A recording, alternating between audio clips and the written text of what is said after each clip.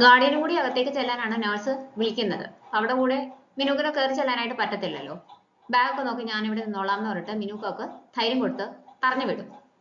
അപ്പൊ അവൾക്ക് ഡോജുവിന്റെ മെസ്സേജ് വരും, ഇപ്പോഴും ഹോസ്പിറ്റലിൽ തന്നെയാണോ, ഞാൻ അങ്ങോട്ടേക്ക് വന്നുകൊണ്ടിരിക്കുകയാണെന്ന് പറഞ്ഞിട്ട്. അന്നേരമാണ് അവള് ഇവിടെ എല്ലാം കഴിഞ്ഞു ഇങ്ങോട്ടേക്ക് വരണ്ടെന്ന് പറഞ്ഞിട്ട് അവന് റിപ്ലൈ കൊടുക്കുന്നത്. അവൾക്ക് എന്തോ സംശയം തോന്നിയിട്ട് അവള് തിരിഞ്ഞു നോക്കുന്നുണ്ട്, പക്ഷെ ഡോജുവിനെ എവിടെയൊന്നും കാണുന്നില്ല. അച്ഛന് ബോധം വന്നു, നീ അതുകൊണ്ട് ഇവിടുത്തെ കാര്യങ്ങൾ ആലോചിച്ച് വിഷമിക്കണ്ട, ഞാനെല്ലാം ഹാൻഡിൽ ചെയ്തോളാം എന്ന് അമ്മ വിളിച്ച് പറയുന്നുണ്ടെങ്കിലും എന്റെ ആവശ്യം ഇവിടെ ഇല്ല എന്ന് പറഞ്ഞിട്ട് അവൻ ഹോസ്പിറ്റലിലേക്ക് തിരിച്ചു വരുവാണെന്ന് പറയും. ഹൈസ്കൂളിൽ പഠിക്കുമ്പോൾ മുതൽ അവർ സ്ഥിരമായിട്ട് വന്നുകൊണ്ടിരുന്ന റെസ്റ്റോറന്റിലേക്കാണ് അന്നും അവർ കഴിക്കാൻ വരുന്നത്. അവിടെ വെച്ചിട്ട് ഹിയോൺ അവന് അൾട്രാസൗണ്ട് സ്കാനിന്റെ ഫോട്ടോ ഒക്കെ കാണിച്ചു കൊടുക്കും.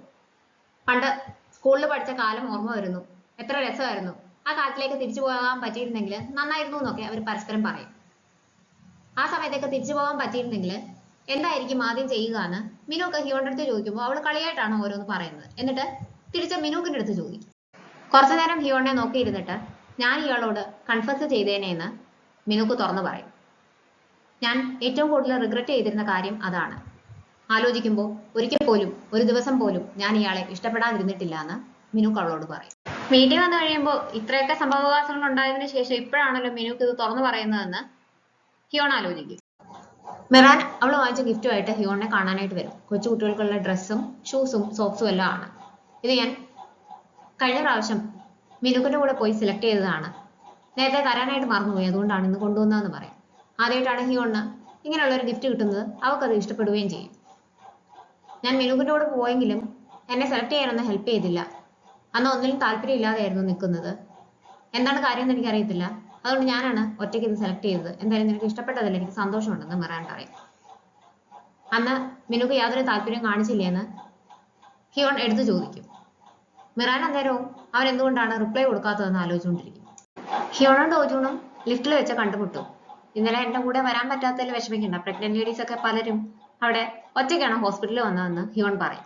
ഇവൾ ഒറ്റയ്ക്കല്ലായിരുന്നല്ലോ, മിനുക്കിന്റെ കൂടെ അല്ലേ, അത് ഹൈഡ് ചെയ്യാൻ ശ്രമിക്കുവാണോ എന്ന് അവൻ ആലോചിക്കും. എന്തോ അത്യാവശ്യ കാര്യം ഉണ്ടായിരുന്നു എന്ന് പറഞ്ഞിട്ട് അതൊക്കെ ഓക്കെ ആയോ എന്ന് അവൾ ചോദിക്കുമ്പോൾ അതെനിക്ക് ഹാൻഡിൽ ചെയ്യാൻ പറ്റുന്ന കാര്യം ഉണ്ടായിരുന്നുള്ളൂ, അതിനെപ്പറ്റി ആലോചിച്ച് ഇയാളെ വിഷമിക്കണ്ടെന്ന് അവനും പറയും. രണ്ടുപേരും കൂടുതലൊന്നും സംസാരിക്കുന്നില്ല. ലിഫ്റ്റിൽ ഇറങ്ങി രണ്ട് സൈഡിലേക്ക് പോവുകയും ചെയ്യും. എല്ലാവരും കൂടി ഉച്ചയ്ക്ക് കഴിക്കാനായിട്ട് താഴെ ക്യാൻറ്റീനിലേക്ക് വരുമ്പോൾ ഡോജുണും സെക്രട്ടറിയും കൂടി അവിടെ നിന്ന് കഴിച്ചുകൊണ്ടിരിക്കുകയാണ്. അന്നേരം ഹിയോണ മിറാന്റെ മെസ്സേജ് വരും, ഇന്നലെ സ്കാനിങ്ങിനൊക്കെ പോയിട്ട് എനിക്ക് ഫോട്ടോ അയച്ചു തന്നില്ലല്ലോ, അയച്ചു തരാൻ പറഞ്ഞിട്ട്. അവൾ അന്നേരം അയച്ചു കൊടുക്കുന്നത് അബദ്ധത്തിൽ ഡോജുണാണ്. ഡോജുണിന്റെ അടുത്ത് നോക്കുമ്പോൾ ഒരു മെസ്സേജ് വന്നിട്ടുണ്ട് ഹിയോണിന്റെ അടുത്തു നിന്നാണ്, പക്ഷെ അത് ലോഡ് ആകുന്നില്ല. ഇവിടെ നോക്കുമ്പോൾ ആ മെസ്സേജ് നോക്കിയിട്ട് റിപ്ലൈ കൊടുക്കുന്നില്ല. അവൾ അന്നേരം തന്നെ അത് ഡിലീറ്റ് ചെയ്ത് കളയും. ഡോജുൺ വീണ്ടും ഫോൺ എടുത്ത് നോക്കുമ്പോഴത്തേക്കും ആ മെസ്സേജ് ഡിലീറ്റ് ചെയ്തിട്ടുണ്ടാവും. വേറെ ആർക്കായിരിക്കാം ഹിയോൺ മെസ്സേജ് അയക്കുന്നത്, എനിക്ക് അബദ്ധത്തിൽ അയച്ചതുകൊണ്ടായിരിക്കുമല്ലോ അത് ഡിലീറ്റ് ചെയ്ത് കളഞ്ഞതെന്നൊക്കെ അവൻ അവിടെ നിന്നുകൊണ്ട് ആലോചിക്കും. ഡോജുൺ ഹിയോണിനെ കാണുന്നില്ല, പക്ഷെ ഡോജുൺ അവിടെ നിന്നുകൊണ്ട് ചെയ്യുന്നതെല്ലാം ഹിയോണിന് കാണാം. ഇവിടെ നിന്നുകൊണ്ട് വിയേർഡായിട്ട് പെരുമാറുന്നതൊക്കെ സെയോൺ ശ്രദ്ധിക്കുന്നുണ്ട്. ഡോജുണും അവിടെ നിന്ന് എന്തൊക്കെയോ ചെയ്യുന്നുണ്ടെന്ന് അവൾക്ക് മനസ്സിലാവും. അവർക്കിടയിൽ എന്താ സംഭവിച്ചിട്ടുണ്ടെന്ന് മനസ്സിലായിട്ട് അവളുടെ ഡോജുണിനെ കാണാനായിട്ട് വരും. എന്റെ അടുത്ത് തുറന്ന് പറയുവാണെങ്കിൽ എനിക്ക് ഹെൽപ്പ് ചെയ്യാൻ പറ്റും, കാരണം അങ്കിളിനെക്കാട്ടിൽ കൂടുതൽ ഞാൻ ഡേറ്റ് ചെയ്തിട്ടുണ്ടെന്ന് അവൾ പറയും. മിനുക്കിന്റെ കാര്യം അവനിങ്ങനെ പറയാൻ തുടങ്ങിയിട്ട് വേണ്ടാന്ന് വെക്കും, പക്ഷെ പേര് കേൾക്കുമ്പോൾ അവൾക്ക് കാര്യം മനസ്സിലാവും. അത് മാനേജർ ജാങ്ങിന്റെ ബെസ്റ്റ് ഫ്രണ്ട് ആണ്, അങ്കിളിപ്പോ ജലസ് ആണ്, അതുകൊണ്ടാണ് ഇങ്ങനെയൊക്കെ തോന്നുന്നത്. കുട്ടിയുടെ അച്ഛൻ അങ്കിളല്ലേ, പിന്നെന്താ പ്രശ്നം എന്ന് അവൾ ചോദിക്കും. കാര്യങ്ങളൊക്കെ കേൾക്കുമ്പോൾ ഫോട്ടോ കാണാനിട്ടാണെങ്കിലോ എന്ന് മിറാൻ ചോദിക്കും. അതല്ല, ഫോൺ എടുത്ത് നോക്കുന്നത് ഞാൻ കണ്ടു എന്നുടനെ ഹിയോൺ പറയും. നീ ഇപ്പോ കുറച്ച് ദിവസങ്ങളായിട്ട് കൂടുതലും ഡോജുണിനെ പറ്റിയാണ് സംസാരിക്കുന്നത്. ഇപ്പോ നിനക്കിങ്ങനെ തോന്നുന്നുണ്ടെങ്കിൽ അത് നിനക്ക് എക്സ്പെക്ടേഷൻസ് ഉണ്ടായിരുന്നത് കൊണ്ടാണ്. നമുക്ക് കൂടുതൽ പ്രതീക്ഷകൾ വരുമ്പോൾ നമ്മുടെ നിരാശയും കൂടുതലായിരിക്കും എന്ന് മിറാൻ അവളെ ഓർമ്മിപ്പിക്കും. അന്നേരമാണ് ഹിയോൺ അതിനെപ്പറ്റി ആലോചിക്കുന്നത്. പിന്നെ എനിക്ക് ബോണസ് കിട്ടി, ഇയാൾക്കും മിനുക്കിനും കൂടി ട്രീറ്റ് തരാനായിട്ട് ഞാൻ ആലോചിക്കുകയാണ്, എന്നാണ് നീ ഫ്രീ ആവുന്നതെന്ന് മിറാൻ ചോദിക്കും. മിനുക്കിന്റെ കൂടെ പോണല്ലോ എന്ന് കേൾക്കുമ്പോഴത്തേക്കിനും അതെങ്ങനെയെങ്കിലും ഒഴിവാക്കാൻ ഹിയോൺ തീരുമാനിക്കും. എനിക്ക് കുറച്ച് ദിവസം കൊണ്ട് വയ്യ, അതുകൊണ്ട് മിനുക്കിനെ കൊണ്ടുപോയി ട്രീറ്റ് കൊടുത്തോളൂ, നിങ്ങൾ രണ്ടുപേരും കൂടി പൊക്കോളൂ എന്ന് ഹിയോൺ അവളുടെ അടുത്ത് പറയും. ഹിയോൺ അവളെ അവോയ്ഡ് ചെയ്യുന്നതായിട്ട് മിറാന് തോന്നും. കൊടുത്ത ഫയൽസ് എല്ലാം പറഞ്ഞ സമയത്തിനുള്ളിൽ ശരിയാക്കി മിനുക്ക് ഡോജുണിനെ കാണാനായിട്ട് വരും. അവൻ അതെല്ലാം നോക്കിയിട്ട് ഇതൊന്നും ശരിയായിട്ടില്ല, ഞാൻ വിചാരിച്ച പോലെ ഇയാൾ അത്ര മിടുക്കനൊന്നും അല്ലല്ലോ എന്ന് ചോദിക്കും. എന്താണ് പ്രശ്നം എന്ന് പറയുവാണെങ്കിൽ ഞാനത് വീണ്ടും ശരിയാക്കി കൊണ്ടുവരാമെന്ന് മിനുക്ക് പറയുന്നുണ്ടെങ്കിലും അതിന്റെ ആവശ്യമില്ല എന്ന് ഡോജുൺ പറയും. ഡോജുൺ എന്തുകൊണ്ടാണ് അങ്ങനെ പെരുമാറുന്നതെന്ന് മിനുക്കിനറിയാം. സെക്രട്ടറി ഹോയും സെയോണും കൂടി മീറ്റ് ചെയ്യും. ഡോജുണിനും ഹെയോണിനും ഇടയ്ക്ക് എന്തോ സംഭവിച്ചിട്ടുണ്ട്, അവർ പിണക്കത്തിലാണെന്ന് അവർക്ക് മനസ്സിലാവും. അത് മാറ്റാൻ വേണ്ടിയിട്ട് എന്തെങ്കിലും ചെയ്യണം എന്ന് അവർ പ്ലാൻ ചെയ്യും. അങ്ങനെ സേവൺ ഹിയോണിനെയും കൂട്ടി സിനിമ കാണാനായിട്ട് വരും. അവിടെയൊക്കെ സെക്രട്ടറി ഗോ ഡോജൂണിനെയും കൂട്ടി വരും. ആക്സിഡന്റിലായിട്ട് അവളെ കാണുന്ന കൂട്ട് അവർ അഭിനയിക്കുകയൊക്കെ ചെയ്യും.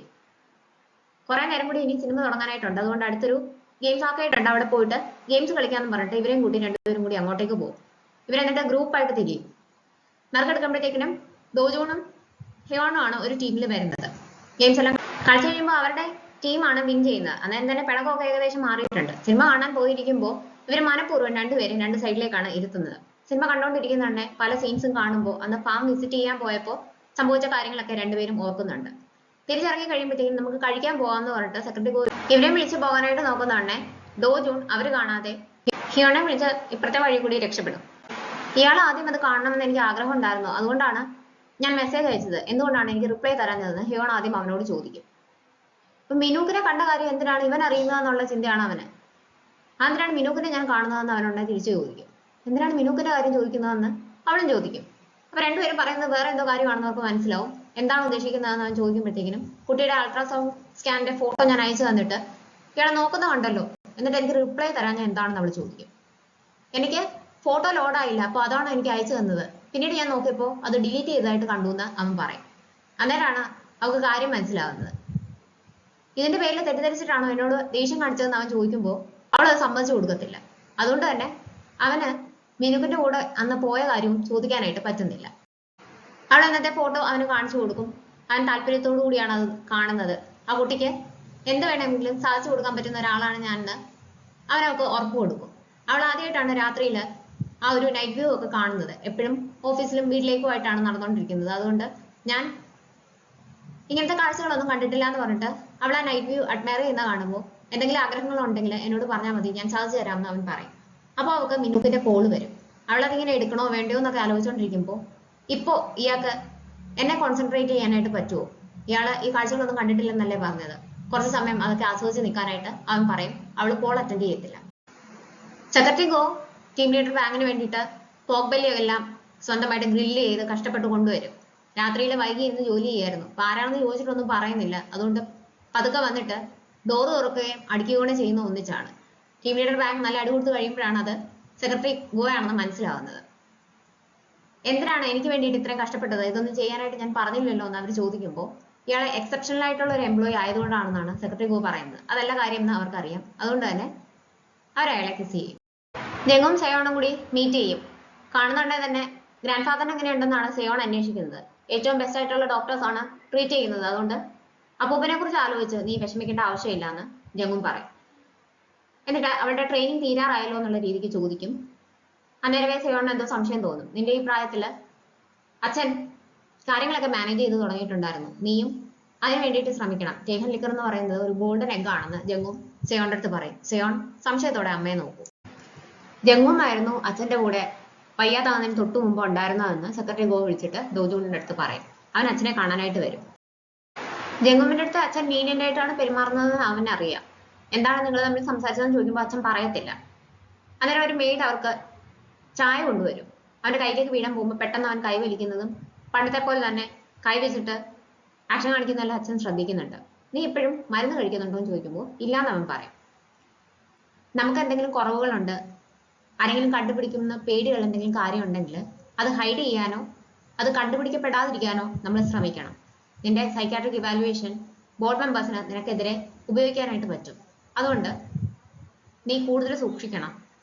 കഴിഞ്ഞ പ്രാവശ്യത്തെ പോലെ US പോയിട്ട് രഹസ്യമായിട്ട് ട്രീറ്റ്മെന്റ് എടുക്കുന്നതിനെ പറ്റി എന്താണ് അഭിപ്രായം എന്ന് അച്ഛൻ ചോദിക്കുമ്പോൾ അന്നത്തേതുപോലെ ഞാൻ ഒളിച്ചു കൊടുത്തില്ല, അതുകൊണ്ട് അച്ഛൻ എന്നെ പറ്റി ഓർത്ത് വിഷമിക്കേണ്ടെന്ന് പറഞ്ഞിട്ടാണ് അവൻ പോകുന്നത്. അമ്മ വരുന്നതിന് മുമ്പ് അവൻ സ്ഥലം വിടും. ഇവൻ പോയെന്ന് അറിയുമ്പോഴത്തേക്കിനും അമ്മയ്ക്ക് സങ്കടമാവും. ബ്ലൈൻഡ് ഡേറ്റിനെ പറ്റി പറയാനിരിക്കുകയായിരുന്നു അമ്മ. ഡോജുന്റെ അമ്മ മിറാന്റെ അച്ഛനുമായിട്ട് മീറ്റ് ചെയ്തിട്ട് ഒരു ബ്ലൈൻഡ് ഡേറ്റ് അറേഞ്ച് ചെയ്യുന്ന കാര്യത്തെ പറ്റി സംസാരിക്കും. എന്തുകൊണ്ടാണ് നിങ്ങളുടെ മകന് വേണ്ടിയിട്ട് എന്റെ കുട്ടിയെ സെലക്ട് ചെയ്തതെന്ന് മിറാന്റെ അച്ഛൻ ചോദിക്കുമ്പോൾ നിങ്ങൾ നന്നായിട്ടാണ് കുട്ടിയെ വളർത്തിയിരിക്കുന്നത്, ആ കുട്ടി നല്ല ജെന്റിലായിട്ടാണ് സംസാരിക്കുന്നത്, കുറച്ച് സംസാരിച്ചപ്പോൾ തന്നെ എനിക്ക് ആ കുട്ടിയെ ഇഷ്ടപ്പെട്ടു എന്ന് അമ്മ പറയും. അച്ഛന് മിറാനെ കൃത്യമായിട്ട് അറിയാമല്ലോ, അതുകൊണ്ട് തന്നെ സംശയത്തോടെ എന്റെ മോളെ പറ്റി തന്നെയാണോ പറയുന്നതെന്ന് എടുത്ത് ചോദിക്കുന്നുണ്ട്. ഞാൻ മിറാനെ തന്നെയാണ് മീറ്റ് ചെയ്തതെന്ന് ഡോജുന്റെ അമ്മ പറയും. ഒരു കാരണവശാലും ടേഹാൻ ഗ്രൂപ്പിന്റെ മോനെയാണ് ബ്ലൈൻഡ് ഡേറ്റിന് കാണാനായിട്ട് പോകുന്നതെന്ന് മോളോട് പറയരുത്, അത് മാത്രം രഹസ്യമായിട്ട് വെക്കണമെന്ന് ഡോജുന്റെ അമ്മ മിറാന്റെ അച്ഛൻ്റെ അടുത്ത് പറയും. പുതിയൊരു ബിയർ ഡെവലപ്പ് ചെയ്യാൻ വേണ്ടിയിട്ട് കമ്പനിയിൽ നിന്ന് ഇന്റേണൽ ആയിട്ട് ഒരു കോമ്പറ്റീഷൻ നടത്തുന്നുണ്ട്. അപ്പോൾ ഇൻഡിവിജ്വൽ ആയിട്ടും ഗ്രൂപ്പായിട്ടും വേണമെങ്കിൽ പാർട്ടിസിപ്പേറ്റ് ചെയ്യാം. ഗ്രൂപ്പായിട്ട് പാർട്ടിസിപ്പേറ്റ് ചെയ്യാൻ വേണ്ടിയിട്ട് ഹിയോൺ മാനേജർ നായയാണ് സെലക്ട് ചെയ്യുന്നത് കൂട്ടത്തിൽ നിന്ന്. മാനേജർ നായിക്കാണെങ്കിൽ ഭയങ്കര സന്തോഷവും. അവളെ ഏറ്റവും കൂടുതൽ അഡ്മയർ ചെയ്യുന്നതും മാനേജർ നായ തന്നെയാണ്. പക്ഷെ അയാൾ നല്ല ടാലന്റഡ് ആണ്, അതുകൊണ്ടാണ് ഞാൻ സെലക്ട് ചെയ്തതെന്ന് അവൾ ഉറപ്പ് കൊടുക്കും. അയാൾ സന്തോഷം കൊണ്ട് കരയൊക്കെ ചെയ്യും. അവരുടെ കൂട്ടത്തിൽ സേവനവും ഉണ്ട്. അപ്പം നന്നായിട്ട് മാർക്കറ്റിംഗ് ഒക്കെ ചെയ്താൽ മാത്രമേ പിടിച്ചു നിൽക്കാനായിട്ട് പറ്റത്തുള്ളൂ. അതുകൊണ്ട് അതിനും ഏറ്റവും ബെസ്റ്റ് തന്നെ നമ്മളുടെ കൂട്ടത്തിൽ വേണം. അതിന് ഞാൻ ഒരാളെ കണ്ടെത്തിയിട്ടുണ്ടെന്ന് പറഞ്ഞിട്ട് മാനേജറിനെ വിളിച്ചു വരുന്നത് മിനൂക്കിനെയാണ്. സെയോൺ ഈ കാര്യങ്ങളൊക്കെ അന്നേരം തന്നെ ഡോജുനെ വിളിച്ചറിയിക്കും. മാർക്കറ്റ് റിസർച്ചിന് വേണ്ടിയിട്ട് അവരെല്ലാം കൂടി അടുത്ത ദിവസം ഒരു സ്ഥലത്തേക്ക് പോകുന്നുണ്ടെന്നും അവനോട് പറയും. മിറൻ കഴിക്കാനായിട്ട് ഒരു റെസ്റ്റോറന്റിലേക്ക് വരുമ്പോൾ മിനൂക്ക് അവിടെ ഇരിക്കുന്നത് കാണും. നമുക്ക് ഒന്നിച്ച് കഴിക്കാമോ എന്ന് ചോദിക്കുമ്പോൾ എനിക്കൊരു കമ്പനി ഡിന്നർ ഉണ്ടായിരുന്നു, അവിടുന്ന് ഹിയോൺ നേരത്തെ വയ്യാന്ന് പറഞ്ഞിട്ട് വീട്ടിലേക്ക് പോയതുകൊണ്ട് അവർക്ക് വേണ്ടിയിട്ട് ഫുഡ് വാങ്ങിക്കാൻ നിൽക്കുകയാണെന്ന് പറയും. അത് കേൾക്കുമ്പോൾ എനിക്ക് കൂടി വാങ്ങി തരാൻ അവൾ പറയും. അവൻ സമ്മതിക്കും. ഞാൻ മെസ്സേജ് അയക്കുമ്പോൾ പെട്ടെന്ന് റിപ്ലൈ തരാത്തത് എന്തുകൊണ്ടാണ് റിപ്ലൈ തരാത്തതെന്നൊക്കെ ഞാൻ ആലോചിച്ചുകൊണ്ടിരിക്കുകയാണ്. അതിനുള്ള സാഹചര്യം വരുത്തുന്നത് എന്തിനാണ്, ഞാനൊന്ന് കൺഫസ് ചെയ്തു എന്ന് പറഞ്ഞിട്ട് എന്നെ ഒരു സ്ട്രേഞ്ചറെ പോലെ ട്രീറ്റ് ചെയ്യുന്നത് എന്തിനാണെന്നൊക്കെ ചോദിച്ചിട്ട് അവൾ മിനൂക്കിന്റെ അടുത്ത് ദേഷ്യപ്പെടും. മിറാൻ വീട്ടിലേക്ക് വരുമ്പോൾ അച്ഛൻ അവളെ വെയിറ്റ് ചെയ്തിരിപ്പുണ്ടാവും. മിറാൻ ഇപ്പോൾ ആരെയും ഡേറ്റ് ചെയ്യുന്നില്ല എന്ന് അച്ഛൻ ചോദിച്ചുറപ്പിക്കും. ഞാൻ പറയുന്ന കാര്യം അനുസരിക്കുവാണെങ്കിൽ നിന്റെ ഇൻഹെറിറ്റൻസ് ഞാൻ തൊടത്തുമില്ല, ബ്ലോക്ക് ചെയ്ത് വെച്ച ക്രെഡിറ്റ് കാർഡ് ആക്ടിവേറ്റ് ചെയ്ത് തരുകയും ചെയ്യാമെന്ന് അച്ഛൻ പറയും. ഇങ്ങനെയൊക്കെ വാഗ്ദാനങ്ങൾ കൊടുക്കണമെങ്കിൽ എന്തോ കാര്യമായ സംഭവം ഉണ്ടെന്ന് നമുക്ക് മനസ്സിലാവും. ഒരു ഡീസന്റ് ഫാമിലിയിൽ നിന്ന് ഒരു ബ്ലൈൻഡ് ഡേറ്റിന് ഓഫർ വന്നിട്ടുണ്ട്, നീ അതിന് പോകണം, അത് മാത്രം ചെയ്താൽ മതി. അങ്ങനെയാണെങ്കിൽ ഞാൻ എൻ്റെ പ്രോമിസ് കീപ്പ് ചെയ്യാമെന്ന് അച്ഛൻ പറയുമ്പോൾ അവൾ സമ്മതിക്കും. അത് നോക്കുന്നുണ്ടേ ഈ പറഞ്ഞ സ്ഥലം കപ്പിൾസ് ഒക്കെ ഡേറ്റിന് പോകുന്ന സ്പോട്ടാണ്. എനിക്ക് ഇതുവരെ ഡേറ്റിന് പോകാനായിട്ട് പറ്റിയിട്ടില്ല, എന്നിട്ടാണോ മാർക്കറ്റ് റിസർച്ചിനെന്ന് പറഞ്ഞിട്ട് അവരെല്ലാം കൂടി അടുത്ത ദിവസം അവിടേക്ക് പോകുന്നതെന്ന് ആലോചിച്ചിട്ട് സെക്രട്ടറി ഗോയെ വിളിക്കും. കാര്യമായിട്ട് എന്തെങ്കിലും അടുത്ത ദിവസം ചെയ്യാനായിട്ടുണ്ടോ എന്ന് ചോദിക്കുമ്പോഴത്തേനും 1-2 ഡിപ്പാർട്ട്മെന്റ് മീറ്റിംഗ്സ് മാത്രമേ ഉള്ളൂ എന്ന് പറയും. എനിക്ക് അതെല്ലാം ക്യാൻസൽ ആക്കിയിട്ട് അന്നത്തെ ദിവസം എന്നെ ഫ്രീ ആക്കണം എന്ന് പറയും. എന്താണ് റീസൺ എന്ന് പറയത്തില്ല. രാവിലെ കാറെല്ലാം റെഡി ആക്കിയിട്ട് മിനൂക്കാണ് അവരെല്ലാം കൂട്ടിക്കൊണ്ട് പോകാനായിട്ട് വരുന്നത്. സെയോൺ എന്തൊക്കെ പ്രിന്റ് എടുക്കാനായിട്ട് പോകും. മാനേജർ ആ റെസ്റ്റ് റൂമിലേക്കും പോകും. ഇവളാണെങ്കിൽ ഒറ്റയ്ക്കാകുമ്പോഴത്തേക്കിനും ഇവനെ ശ്രദ്ധിക്കാതെയൊക്കെ നിൽക്കും. ഞാൻ കൺഫസ് ചെയ്തത് ഒരു ബേർഡൻ ആയെന്ന് എനിക്ക് തോന്നുന്നു, എന്നെ ഇങ്ങനെ അവോയ്ഡ് ചെയ്യരുത്, ആലോചിച്ചെനിക്ക് മറുപടി തന്നാൽ മതി. പക്ഷെ നമ്മുടെ ഈ കോമ്പറ്റീഷൻ കഴിയുന്നത് വരെ ഈ കാര്യങ്ങൾക്ക് വേണ്ടിയിട്ട് എന്നെ നോർമലായിട്ട് ട്രീറ്റ് ചെയ്യണമെന്ന് അവൻ പറയും. അവൾ സമ്മതിക്കും. അവരെല്ലാം കൂടി പറഞ്ഞ സ്ഥലത്ത് എത്തുമ്പോഴത്തേക്കിനും ദോജൂണും അവിടെ വരും. ദോജൂണിനെ കാണുമ്പോൾ അവൻ മനഃപൂർവ്വം അവരുടെ കൂടെ വന്നതാണെന്ന് മിനൂക്കിന് മനസ്സിലാവും. അതുകൊണ്ട് ഇഷ്ടപ്പെടാത്ത രീതിക്കാണ് അവൻ സംസാരിക്കുന്നത്. അങ്ങനെയൊന്നും സംസാരിക്കരുതെന്നൊക്കെ മാനേജർ ഞാൻ പറയാനായിട്ട് ശ്രമിക്കുന്നുണ്ട്. ഓണർ അന്നേരം അങ്ങോട്ടേക്ക് വരും. അയാൾ ആദ്യം ചെന്ന് ഗ്രീറ്റ് ചെയ്യുന്നത് ദോജൂണിനെയാണ്. അവനടുത്ത് സംസാരിച്ചുകൊണ്ട് അകത്തേക്ക് പോകുമ്പോൾ അവർക്ക് നേരത്തെ പരിചയം ഉണ്ടായിരുന്നു എന്ന് ബാക്കി എല്ലാവർക്കും മനസ്സിലാവും. പല ടൈപ്പ് ബിയർ പ്രൊഡ്യൂസ് ചെയ്യുന്ന ഒരു കമ്പനിയാണത്. അവിടുത്തെ പ്രൊഡക്ഷൻ യൂണിറ്റ് ഒക്കെ ഓണർ എല്ലാവരെയും കൊണ്ട് നടന്ന് കാണിച്ച് എക്സ്പ്ലെയിൻ ചെയ്ത് കൊടുക്കും. ഇതിന്റെ ഇടയ്ക്ക് ഹിയോണും മിനുക്കും കൂടി എന്തോ ഡിസ്കസ് ചെയ്യുന്നത് ഡോജും കാണും. അവനതൊന്നും ഇഷ്ടപ്പെടുന്നില്ല. അന്ന് രാത്രി അവിടുന്ന് ഫുഡ് കഴിക്കാനായിട്ടുള്ള പ്രിപ്പറേഷൻസ് ഒക്കെ നടത്തിക്കൊണ്ടിരിക്കുന്നതിന്റെ ഇടയിൽ ഞാൻ ഹിയോന്റെ അടുത്ത് കൺഫസ് ചെയ്തു എന്ന് മിനുക്ക് ഡോജുവിന്റെ അടുത്ത് പറയും. ഹിയോന്റെ അവസ്ഥ എന്താണെന്ന് അറിയാലോ, എന്നിട്ട് എന്തിനാണ് അവളോട് ഇപ്പൊ അത് പറഞ്ഞത്, എന്തിനാണ് എന്നോട് അത് പറയുന്നതെന്നൊക്കെ ഡോജുൻ ചോദിക്കും. ഇയാളത് അറിഞ്ഞിരിക്കണം എന്ന് തോന്നി. ഹിയോന്റെ അവസ്ഥ എനിക്കറിയാം, അതെനിക്ക് ഹാൻഡിൽ ചെയ്യാൻ പറ്റും എന്നുള്ള കോൺഫിഡൻസ് ഉണ്ട്, അതുകൊണ്ടാണ് പറഞ്ഞത്. പിന്നെ എനിക്ക് നോക്കിയിട്ട് പ്രശ്നം എനിക്കല്ല ഇയാൾക്കാണെന്ന് തോന്നുന്നു എന്ന് ഡോജുവിന്റെ അടുത്ത് മിനുക്ക് പറയും. അന്നേരത്തേക്ക് ഹിയോൺ അവിടേക്ക് വരും. ഇവർക്ക് പരസ്പരം എന്തൊക്കെ ഫുഡാണ് ഇഷ്ടം, ആർക്ക് ഏതാണ് ഇഷ്ടമില്ലാത്തതെന്നൊക്കെ അറിയാലോ.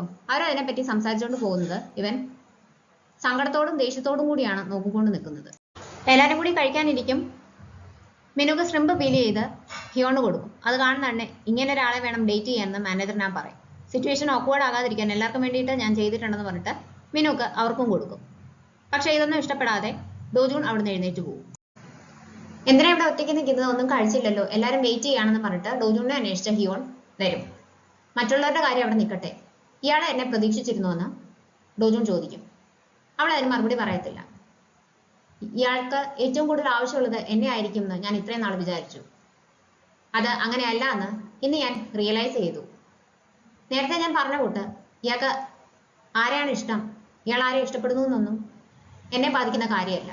ഇയാളെയും കുട്ടിയെയും ഞാൻ എൻ്റെതായിട്ടുള്ള രീതിയിൽ പ്രൊട്ടക്ട് ചെയ്യും. കാരണം നമ്മൾ രണ്ടുപേരും ചെയ്ത കാര്യത്തിന് നമ്മൾ റെസ്പോൺസിബിലിറ്റി എടുക്കണം. ഇയാൾക്ക് ഇഷ്ടമുള്ള രീതിക്ക് മുന്നോട്ട് പൊക്കോളൂ എന്ന് പറഞ്ഞിട്ടാണ് ഡോജൂൺ അവിടുന്ന് പോകുന്നത്. ഇവര് സംസാരിക്കുന്നതൊക്കെ മിനുക്ക് കാണുന്നുണ്ട്. മാർക്കറ്റിങ്ങിന് വേണ്ടിയിട്ട് മിനുക്ക് പല സ്ഥലങ്ങളിലും പോകുന്നുണ്ട്. അങ്ങനെ ഒരു സ്ഥലത്തേക്ക് ചെല്ലും. അവിടുത്തെ മെയിൻ ആളുടെ അടുത്ത് അവരുടെ കമ്പനിയുടെ ബിയറിനെ പറ്റി എല്ലാം ആദ്യം കസ്റ്റമേഴ്സിന്റെ അടുത്ത് മെൻഷൻ ചെയ്യണം.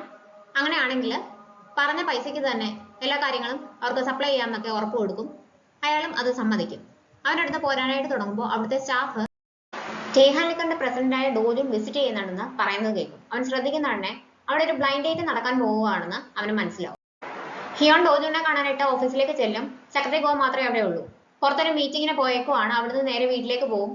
ഞാൻ വിളിച്ചു നോക്കിയാലോ എന്ന് പറഞ്ഞിട്ട് സെക്രട്ടറി ഗോ വിളിക്കാൻ പോകുമ്പോൾ അവൾ സമ്മതിക്കത്തില്ല. അവിടുന്ന് തിരിച്ചു വരുമ്പോൾ അവൾക്ക് മിനുക്കിന്റെ കോള് വരും. ഡോജൂൺ ഒരു ബ്ലൈൻഡ് ഡേറ്റ് അറ്റൻഡ് ചെയ്യാനായിട്ട് പോവുകയാണ്. ഇത് അറിഞ്ഞതിന് ശേഷവും നീ ഡോജൂണിനെ തന്നെ സെലക്ട് ചെയ്യുമോ എന്നാണ് അവൻ ചോദിക്കുന്നത്. ഇവളത് കാര്യമാക്കാതെ വീട്ടിൽ പോകാനായിട്ട് ബസ്സിൽ കയറുന്നുണ്ട്. പക്ഷെ കുറച്ചു ദൂരം ചെല്ലുമ്പോഴത്തേക്കിനും ഇതിനെപ്പറ്റി വീണ്ടും ആലോചിച്ചിട്ട് അവൾ അടുത്ത സ്റ്റോപ്പിൽ ഇറങ്ങി ടാക്സി വിളിച്ചിട്ട് ആ പറഞ്ഞ സ്ഥലത്തേക്ക് പോകും. അമ്മയാണ് ഡോജുവിനെ മീറ്റ് ചെയ്യാൻ വേണ്ടിയിട്ട് വരുന്നത്. എനിക്ക് 8 മണിക്ക് വീട്ടിലേക്ക് പോകണമെന്ന് പറയുമ്പോൾ നിനക്ക് എപ്പോഴും ജോലി മാത്രമേ ഉള്ളല്ലോ, നിന്റെ കൂടെ ഒന്ന് ഡിന്നർ കഴിക്കാൻ വരെ ഞാൻ ഇത്രയ്ക്ക് നിർബന്ധിക്കണമെന്ന് അമ്മ അവൻ്റെ അടുത്ത് ചോദിക്കും.